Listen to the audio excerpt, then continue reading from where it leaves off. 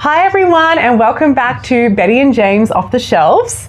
We are two librarians with a genre fiction addiction, and we're here to talk about all things books. We read a whole bunch of the Locus Award winners, and it has now been announced. So we're going to do a wrap up of all the things we've spoken about, go through the winners. Luckily, we've managed to actually read all of the winners from the categories. Well, we read a bunch of the nominees. Yes. And we have somehow managed to hit the winners in every category that we read for. Yes, yeah.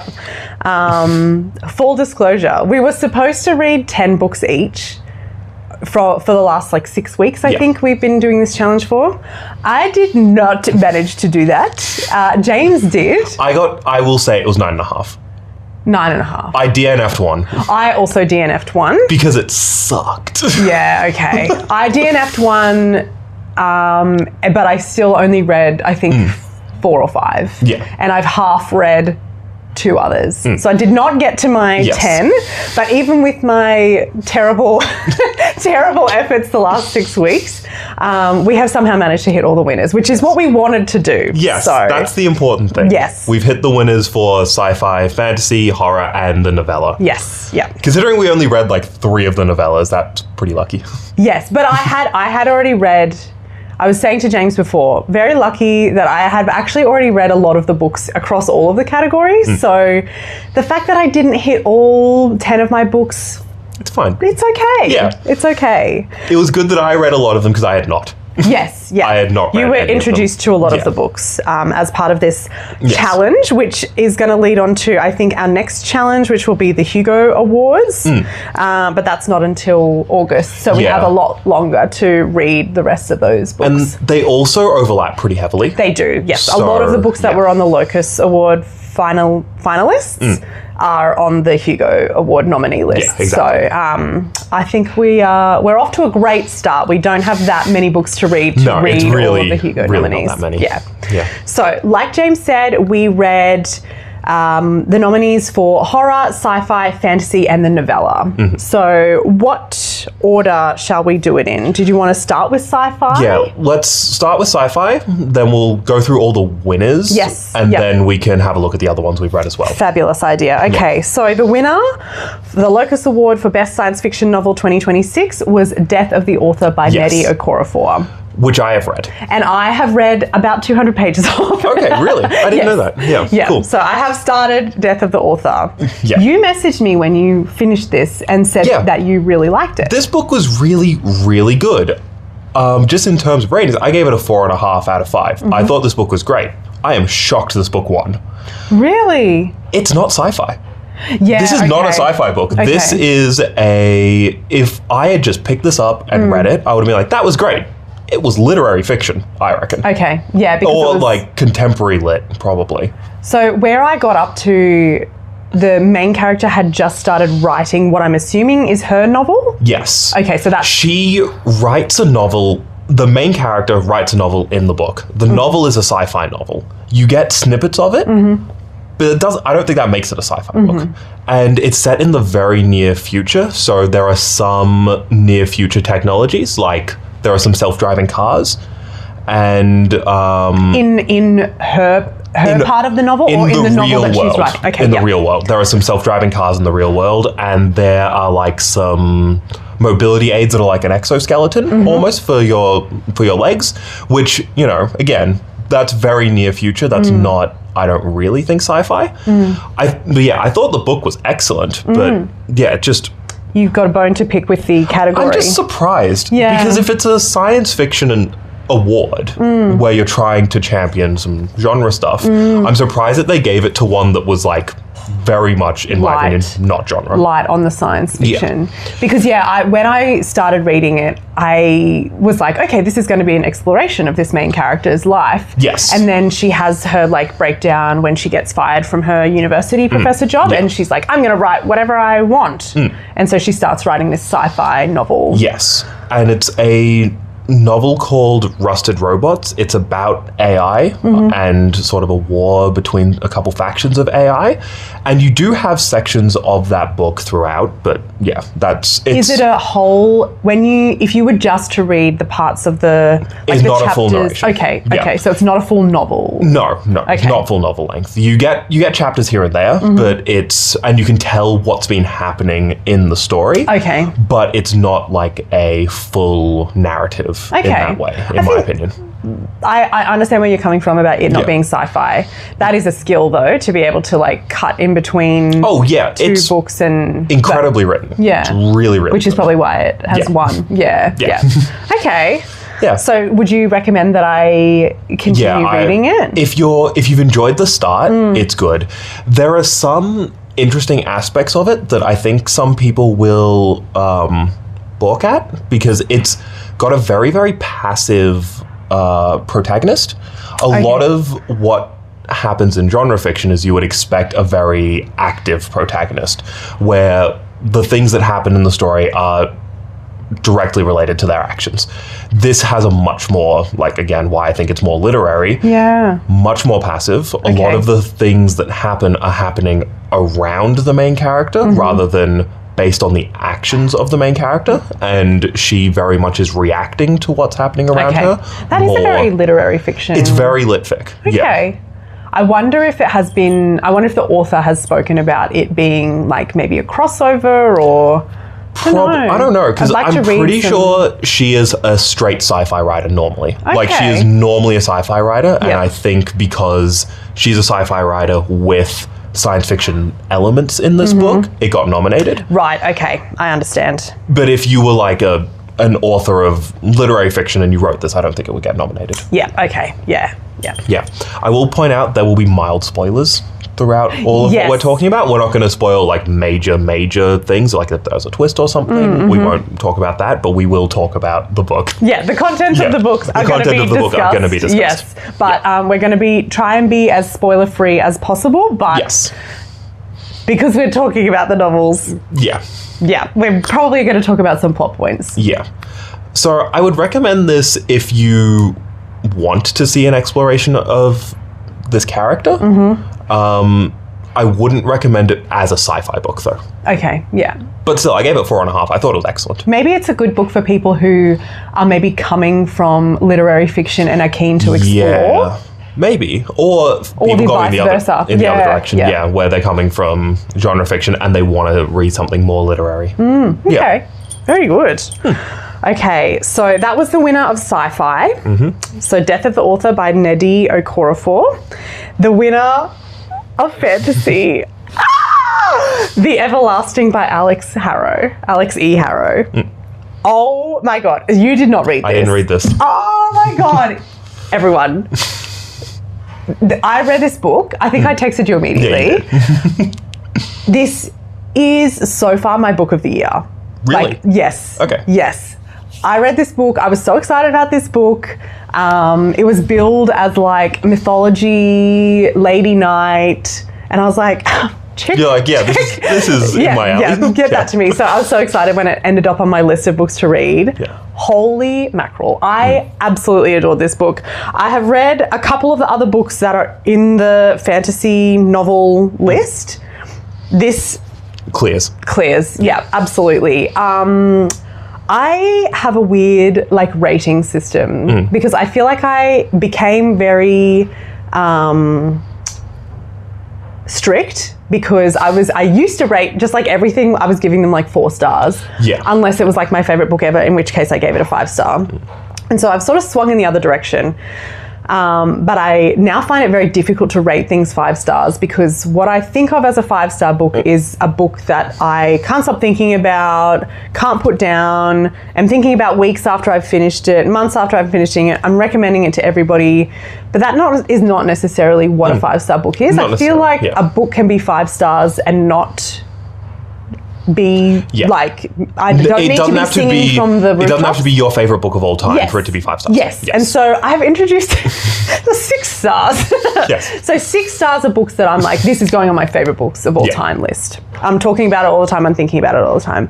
The Everlasting is a 6-star book for me. That's really cool. Yes. That's good. Yes. I like so that. The premise of this book is a history scholar gets sent back in time to convince a knight to basically play her role in the foundational story of this like country. Oh. That's cool. Yes. That's a nice premise. Yes, it's a really, really interesting premise. So basically the like founding story of this country is based on the actions of this knight. And this man gets sent back in time to convince her to play her part. Oh my God. It's just so good. Like I cannot even express. It just is so well written. The characters are incredible. Their growth as characters, the relationship growth between them. This is a mild spoiler, he gets sent back more than once. Oh, okay. To like try again. He gets sent back to the same point in her life. That's cool. Yeah. To be like, okay, this time we have to do it this way. This time we have to do it this way. There's this like character who is like the chancellor or the minister of whatever, who's like, no, you need to go back because we need to tweak this thing so that the people of the country feel this kind of way about, so he has to go back a bunch of times to try and reset the story, change things, tweak things. Oh my God. It is just like, it's phenomenal. That sounds really good. It's phenomenal. I should probably read it. You absolutely should. Yeah. Could not stop thinking about it. The love story, amazing. Just the way that it has been written, it's just phenomenal. I just, could not stop thinking about it. I absolutely think that it deserved to win in its category. And if I was on the voting panel, you would have voted for I would have made sure that it won. So The Everlasting by Alex E. Harrow. Cool. That's a very shining recommendation. Yes, I should read it. A well-deserved winner. Absolutely. If you love mythology, if you love Arthuriana, any sort of like folklore, folktale, it made me care about a straight relationship. Oh. In a way that I have not cared about a fictional male-female relationship for a long, long time. Okay. I was like, wow, it's getting me. Oops, I just hit my microphone. That's how much it's getting me. Yeah. I was invested. Cool. That sounds really good. Yeah. How long is it? Maybe like 500 pages. Okay, yeah. It's like hefty, but not too big. Yeah, absolutely. Yeah. That's cool. I guess you need the space to explore that many. Yes, and I cried. There was crying. Okay. Yeah. Do you often cry for books? No. Okay. No. Cool. Only when I'm like really connected to the story, really connected to the characters. Yeah, the tears were flowing. Okay, that's cool. Yeah. I don't cry for books. I don't know why. I think I'm made of stone. No, you have a heart, James. It's in there. If it ever happens, I'll tell you. Yeah, please do. Please do. Yeah. Okay, so the next one is horror novels. Yes. So the winner for Best Horror Novel for the Locus Awards is The Buffalo Hunter Hunter by Stephen Graham Jones. Yes, and I have read this, but I read it previously. And I have read half of this. Yeah. Which I will also talk about because there's a reason for that. Because I read this when it came out, like pretty much immediately, because I'm a pretty big fan of Stephen Graham Jones. I think he's very, very cool. You really liked his first novel? Or one of his other really big ones. Yeah. He's a Native American author. He's American. And he is just so damn cool. Yeah. I liked this book. For me, it probably wouldn't have won. Okay. I think that... so the premise is a little bit convoluted. It's sort of a story within a story within a story. There is a scholar in about 2012 who has found this journal from one of her ancestors, and the journal talks about her ancestor having a conversation with a Native American vampire. So that it's quite layered. There's about 3 different stories going on throughout this book, and it very much is rooted within the genocide of the Native American people. And back in the... back in the 1800s, I believe it is. Yeah. So You didn't finish it. I didn't finish it. I would like to finish it. It is very interesting the way that it is written. I think that Stephen Graham Jones has done an excellent job of bringing in the language of like the way that Native American people would speak in English into the novel itself. But I just it takes a while to get into the flow of reading it. It's a harder read because of that, because it's almost like they're speaking in a dialect for a lot of it, and like the names of animals are different, and the way that they would describe how they act is very different as well. So it's kind of like, it's almost like reading a Cormac McCarthy where like have you read The Road? There's like no punctuation throughout a lot of it. Like there's sentences, but that's about it. And so you kind of have to get into this flow of how they would actually be speaking it, which does make it very hard to get through a book like this if you don't have time to really sit with it. Yes, I really found myself, I could only read it if I knew that I was sitting down for like an hour or more. Yes. It's not a book that you can pick up for like 10 minutes at a time, I would say. Absolutely not. No. You have to like have a session with it. Yes. Is how I would describe reading it, which is why it has taken me, I started reading it, I would say probably a month ago. Yeah, that doesn't surprise me. And I had to put it aside to read other books because I was like, if I am only reading this book, I'm not going to get to any of the other books in the challenge. Yeah.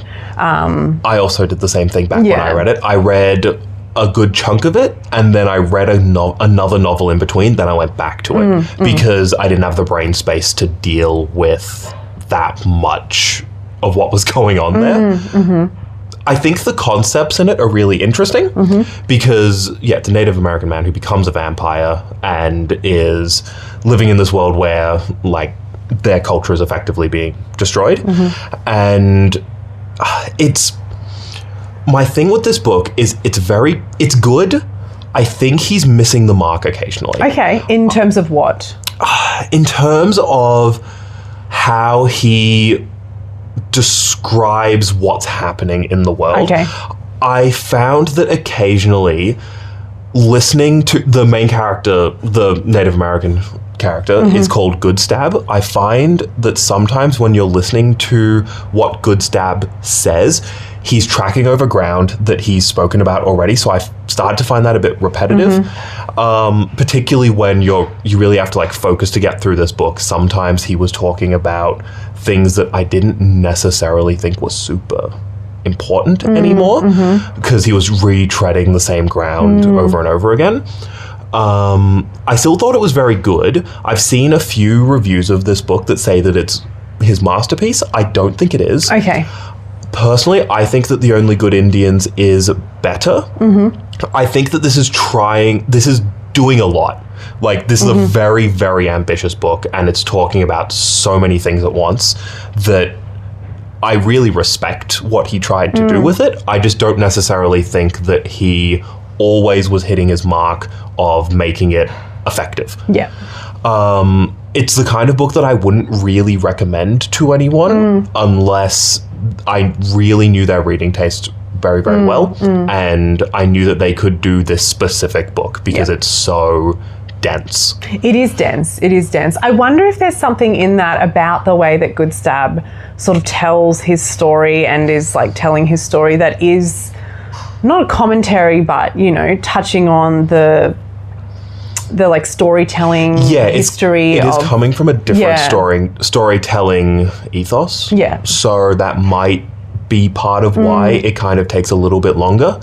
I also found some of the vampire stuff to be a little bit annoying. Because there's a lot of scenes where he drinks blood, he gets very full of blood, and then he struggles with the fact that he's very full of blood. And it's like, I know. You know? Yeah. So, yeah. I wonder, I'd be interested to read some interviews with Stephen Graham Jones about the way that he's written it, because he could have very easily written it as like a vampire story without the other two perspectives, you know? Yeah, he could have. He could have. So I wonder what the thought behind that was. I guess it's a white interpretation of a Native American story, but it's like a Native American man writing a white perspective of a Native American story. Yeah, that's why I'm like, there's a lot going on here. I do think that I enjoyed all the bits from the woman in 2012 who's got this journal that she's transcribing. I thought that was good. I do admittedly think that if you cut that, you don't actually lose a lot from the book. Yeah. Like you lose stuff and you would have to tie it up differently. But I think that most interesting stuff comes between Good Stab and her ancestor. Yeah. Because that's really where the perspectives are clashing. That's the crux of the story. Yeah. And I will say, I have read nearly half of the book, and I've only had, I think, one chapter of the 2012 person. Yeah, there's not much. Like, not in there. Yeah, there's not a much lot. Yeah. Yeah, I personally think that The Only Good Indians is better. That's also one where a lot of the criticism for it was because people struggled with the style. Okay, interesting. Did you feel the same way about that one as you do about this? Okay. I liked the style of that one. Okay. It's almost stream of consciousness in some sections. And all of the characters are modern characters in that one. So the Native American characters who are the protagonists of those books speak like a modern like a modern person. Yeah. And that might have made it easier, but it kind of like almost dips in and out of stream of consciousness as you go. There's a lot of tangents because of that style.